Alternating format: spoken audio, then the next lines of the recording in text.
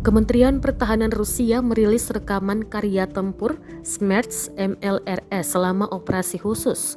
Rekamannya diunggah di Telegram pada Rabu 6 Juli 2022. Dalam keterangan unggahan disebutkan artileri menyerang musuh berada pada jarak beberapa puluh kilometer. Drone Orlan 10 memberikan koreksi ke posisi musuh.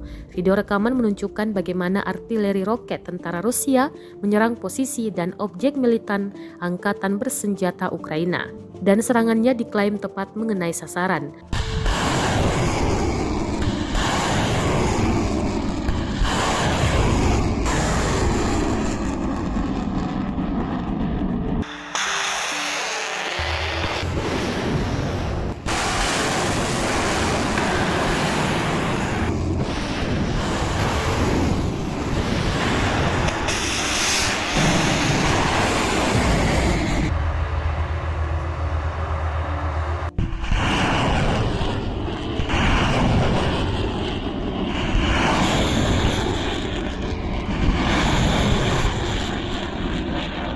Terima kasih sudah nonton.